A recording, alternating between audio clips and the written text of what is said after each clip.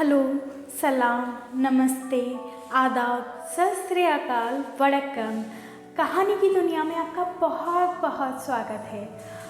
आज हम कहानी के एक और नई दुनिया में चलते हैं। उस कहानी का शीर्षक है हीरे की खान। अफ्रीका महाद्वीप में हीरों की कई खानों की खोज हो चुकी थी, जहाँ से बहुत आयात में हीरे प्राप्त हुए।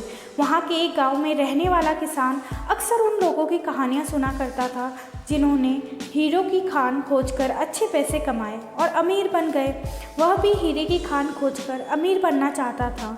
एक दिन अमीर बनने के सपने को साकार करने के लिए उसने अपना खेत बेच दिया और हीरों की खान की खोज में निकल पड़ा। अफ्रीका के लगभग सभी स्थान छान मारने के बाद भी उसे हीरों का कुछ पता नहीं चला। समय गुजरने के साथ उसका मनोबल गिरने लगा। उसे अपना अमीर बनने का सपना टूटता दिखाई देने लगा। वह इतना हताश हो गया कि उसके जीने की तमन्ना ही समाप्त हो गई और एक दिन उसने नदी में कूदकर अपनी जान दे दी। इस दौरान जो दूसरा किसान था, जिसने पहले किसान से अपना खेत खरीदा था, एक दिन उसी खेत के मध्य बहती छोटी नदी पर गया।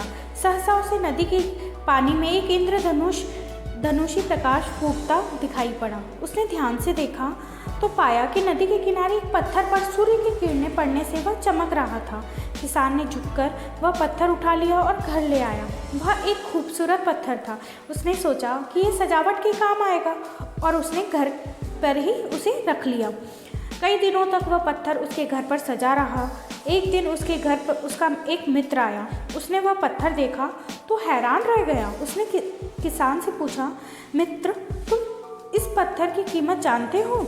किसान ने जवाब दिया, नहीं, मेरे ख्याल से ये तो हीरा है, शायद अब तक खोजे गए हीरों में सबसे बड़ा हीरा। मित्र बोला। किसान के लिए इस बात पर यकीन करना मुश्किल था। उसने अपने मित्र को बताया कि उसे ये पत्थर अपने खेत की नदी के किनारे मिला है।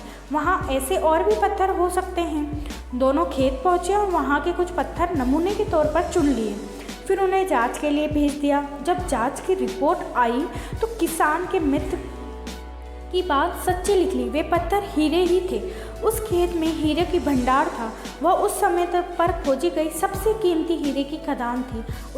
उस खदान का नाम किम्बरले डायमंड्स माइंस है। दूसरा किसान उस खदान की वजह से मालामाल हो गया और जो पहला किसान था अफ्रीका में दर दर भटका और अंत में जान दे दी, जबकि हीरे की खान उसके अपने खेत में उसके कदमों के तले थी।